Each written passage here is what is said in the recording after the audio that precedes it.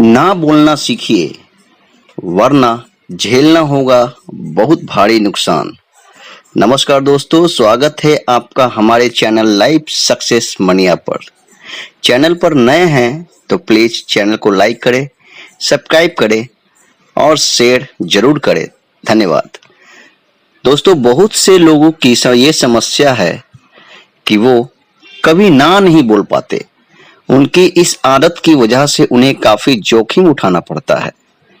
अब आपके सवाल होगा, क्या ना बोलना जरूरी है? हाँ, बिल्कुल जरूरी है, क्योंकि जितनी कीमत हाँ बोलने की है, उससे ज्यादा कीमत ना बोलने की होती है। इसलिए आपको सीखना पड़ेगा ना बोलना, नहीं तो कोई आपसे पैसे मांगेगा या फिर आपसे कोई अपना काम करवाएगा। आप निसंकोच के कारण ना नहीं बोल पाएंगे और आपको मन ही मन ये पछतावा होता रहेगा, काश ना बोल दिया होता तो आज ये समस्या ना होती। इसलिए लोगों की हाँ में हाँ मिलाना बंद कीजिए और ना बोलना सीखिए।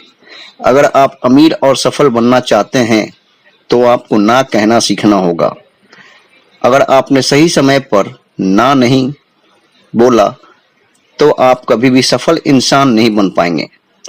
दोस्तों, आज हम ऐसे ही कुछ पॉइंट्स लेकर आए हैं जिससे उन लोगों को मदद मिलेगी जो ना नहीं बोलकर अपना नुकसान खुद से करवाते हैं। कौन लोग हैं जो ना नहीं बोल पाते हैं?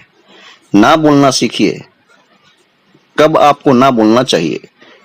जब आप ना बोलना सीख जाएंगे तो आपकी लाइफ में क्या क्या बदलाव आएंगे, इन 3 पॉइंट पर हम लोग अभी बात करेंगे। पहला, लोग ना क्यों नहीं कर पाते?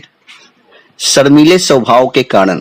कुछ लोग स्वभाव से शर्मीले होते हैं, जिसके कारण वह अपनी बातों को कह नहीं पाते और दूसरों की बातों के प्रभाव में आकर उनका कहा मान लेते हैं, जो खुद उनके लिए बिल्कुल सही नहीं होता।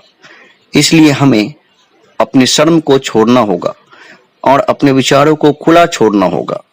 यकीन माने, लोग आपकी बातें सुनेंगे भी और आपको समझेंगे भी।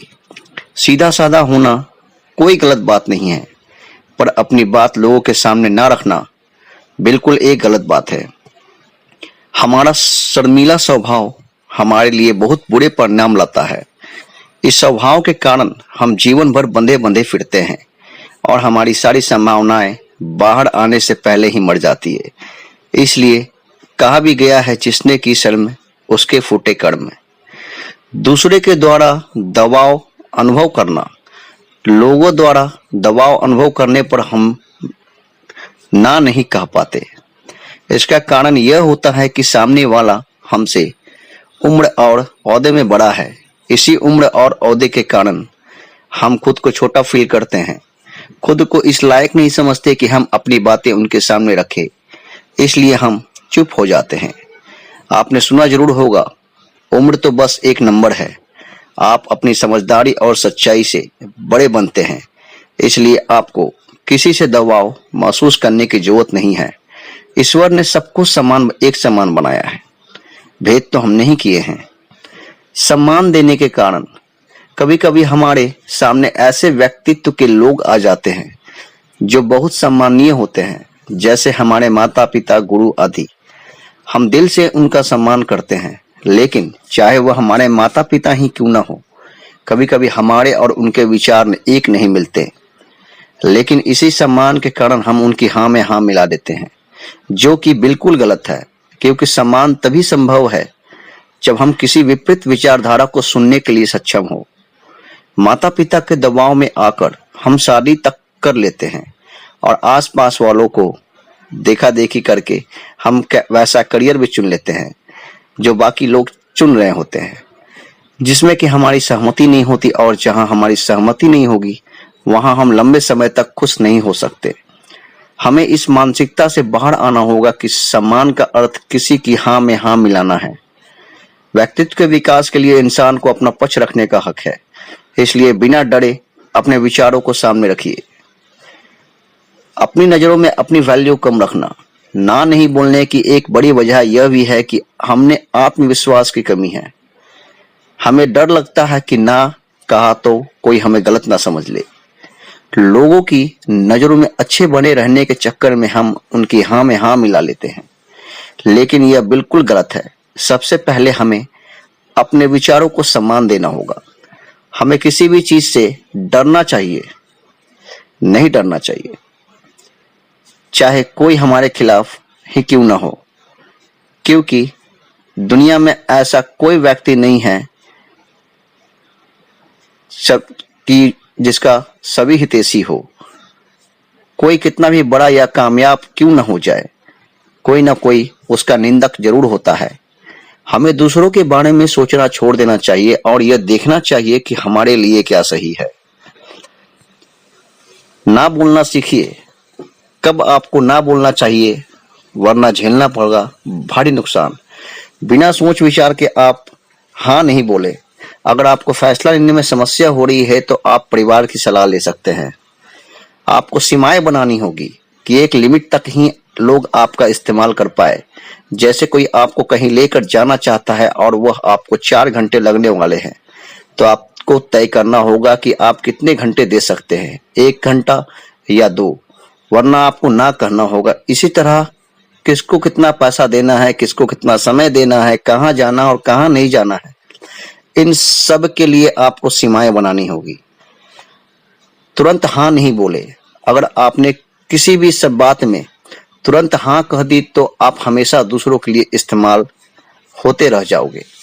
आपके सपनों से जुड़ी हुई जगह पर जाने के लिए हाँ कहो, या जहां जाने से आपका समय खराब होता है उस जगह को ना कहो।